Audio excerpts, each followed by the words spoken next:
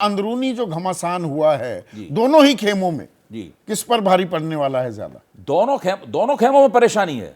देखिए, जो वसुंधरा राजे ने जो प्रधानमंत्री के ट्विटर हैंडल पे जो तस्वीर आई वो अपने ट्विटर हैंडल पे लगाई, कुछ और तस्वीरें भी लगा दी, लेकिन ये तस्वीरें एक खामोश किस्म की इशारेबाजी हैं जो कि मतदाताओं से की जा रही हैं, वसुंधरा राजे के प्रभाव क्षेत्र में की जा रही हैं। तो क्या वसुंधरा राजे भी तो घुटी हुई राजनेता है भाई?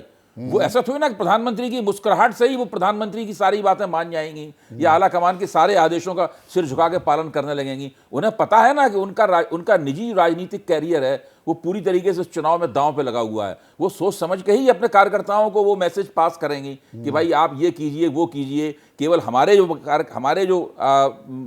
प्रत्याशी हैं उनके लिए काम कीजिए या सिंह दूसरों के लिए शेखावत काम या कीजिए। अशोक गहलोत भी कर सकती हैं कि भाई वसुंधरा चाहें कि आए जीते भी तो बहुत मुश्किल तो हम जीते, लोग तो इस 100 कार्यक्रम 1 के शुरू 1 में 1 से 2, जवाब ये हमने महीने भर पहले चर्चा की थी। जब आप यशवंत जी से बात कर रहे तभी आया था कि भैरव सिंह जी और अशोक गहलोत के पास ये एक खास तरह की कला है जो किसी दूसरे प्रदेश में नहीं पाई जाती। तो हो सकता है इस कला की तीसरी महारथी जो है वो वसुंधरा राजे साबित हो। हाँ, और यहाँ पर साथ साथ जो सांसदों को उतारा है बीजेपी ने, मध्य प्रदेश में वो काम करता नहीं दिखा, पर क्या राजस्थान में वो काम करता दिख रहा है? लेकिन अलग अलग देखिए, अलग अलग प्रांतों में परिस्थितियां अलग अलग होती हैं, निर्वाचन क्षेत्र की परिस्थितियां अलग अलग होती हैं, उसके हिसाब से वो काम करेगा। लेकिन उनकी वजह से पूरा चुनाव जीता है हारा जाए ऐसा ना मध्य प्रदेश में सीन है और ना ही राजस्थान में सीन है। ऐसा सीन नहीं दिख रहा है।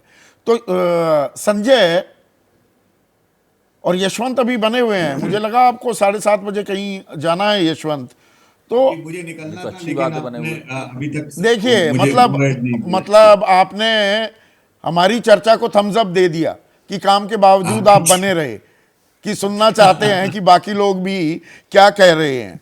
तो फिर बिल्कुल ये राजस्थान में क्या वोटर टर्नआउट भी एक बड़ा फैक्टर होगा जिस पर आपकी और संजय की भी निगाह होगी जब आप अपना एग्जिट पोल बनाने वाले हैं, और उसमें आधी आबादी ये महिला फैक्टर कितना बड़ा फैक्टर बन सकता है, या देखिए, इसको आप बहुत बड़ा कितनी फैक्टर इंपॉर्टेंस होगा। देंगे? महिलाओं का टर्नआउट बहुत बड़ा फैक्टर होगा, और उसके अलावा ये जो टर्नआउट है इसमें एक बात समझिए, बहुत महीन सी चीज है। एक टर्नआउट होता है और एक रिलेटिव टर्नआउट होता है। रिलेटिव टर्नआउट का केवल ये अर्थ है कि अलग अलग खेमे के कितने लोग ज्यादा बाहर निकले।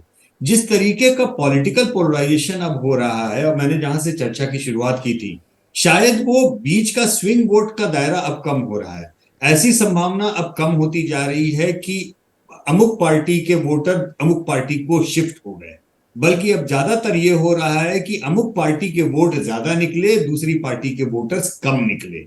तो वो देखने में वोट शेयर का जो है अदला बदली लगता है, लेकिन दरअसल एक्चुअल स्विंग कम होता है, और रिलेटिव टर्नआउट का फैक्टर। तो ये बहुत महत्वपूर्ण, आपने बहुत बड़ी बात बोली है इस समय। ये सबसे ज्यादा इंपॉर्टेंट फैक्टर होने वाला है, और इस फैक्टर में जिस ओर विजय त्रिवेदी इशारा कर रहे हैं बार बार, मुझे लगता है कि बदलाव की परिपाटी, सिर फुटअव्वल, मतभेद, मनभेद, इन सब के ऊपर शायद संगठन की जो क्षमता होती है वोटर को बूथ तक ले जाने की, शायद इन चुनाव में इन तीनों राज्यों में यही चीज ज्यादा कारगर होगी, क्योंकि मुद्दा या इशू या लीडरशिप ऐसी कोई नहीं दिख रही है ठीक जो है ड्राइव संजय, करे वोटर क्विकली को। मैं एक चीज जानना चाहूंगा। ये जब हम वोटर टर्नआउट की जो बात कर रहे हैं, अब इस बार बिल्कुल डायरेक्ट फाइट है। वैसे कांग्रेस बीजेपी के ही बीच फाइट होती है, पर कुछ एरियाज थे जहां बीएसपी मजबूत, इक्का दुक्का जगह समाजवादी पार्टी भी कुछ कर लेती थी, उनका यहां पर ना के बराबर होना ये चुनाव पर कैसा असर डालेगा या डालता दिख रहा है? देखिए, इसका सीधा सीधा असर होगा दोनों पार्टियों को। जो वोट मिलते रहे हैं पारंपरिक तौर पर चुनावों को देखें तो दोनों का वोट बढ़ जाएगा। अगर आप पिछले चुनाव की बात करें तो 39% वोट बीजेपी के पास था और 39% कांग्रेस के पास था। दोनों को मिला के 78% वोट थे। 22% वोट अन्य को मिले, और उन अन्य में ये सब शामिल है जिनका आप जिक्र कर रहे हैं, बीएसपी हो, एसपी हो, और तमाम छोटी छोटी पार्टियां और इंडिपेंडेंट। तो अगर छोटी पार्टियां बीएसपी, एसपी हाशिए पे जाती हैं चुनाव में, तो अमूमन दोनों पार्टियों का वोट बढ़ता हुआ नजर आएगा। जो यशवंत बराबर पर ट्रैकर कर बढ़ेगा रहे हैं किसका, आपके लिए, बढ़ेगा आप देखिए किसका उनमें सवाल आकलन यहाँ जो है दलित वो पॉलिटिक्स 40 भी होती दिखी हाँ, वो कि दोनों- जी मल्लिकार्जुन खड़गे के दोनों- पोस्टर नहीं दोनों है का बढ़ेगा, दोनों का जयपुर में, बढ़ेगा।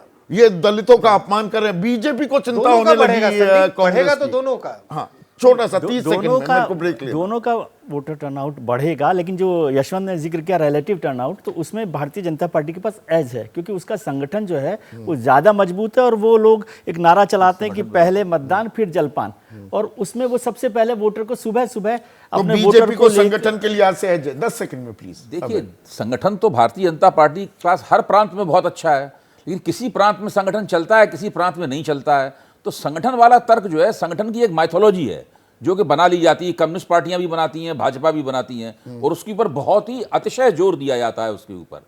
अगर पार्टी की हालत खस्ता है आधार में, या पार्टी के कार्यकर्ताओं से पहलकदमी छिन गई है नेतृत्व की करामातों के कारण, तो फिर संगठन निराश भी हो जाता है, वो काम भी नहीं करता है। तो यहाँ पर दिलचस्प है ये चुनाव, और ऊंट, राजनीति का ऊंट किस करवट बैठेगा, ताज बदलेगा या रिवाज, 3 तारीख को हमें पता लग जाएगा। जैसे ही घड़ी का काटा दोपहर 2:30 पे आए, बबीता जी का दिल सास बहू साजिश के लिए मचल जाए। और ये है इनकी बहू, पूरे दिन ऑफिस की टेंशन हो जाए गॉन जब ये करें अपना फेवरेट शो फ्री टाइम पे ऑन। इनकी तरह आप भी देखिए अपना फेवरेट शो अपने टाइम पर, और डाउनलोड कीजिए एबीपी लाइव ऐप अपने स्मार्ट टीवी पर।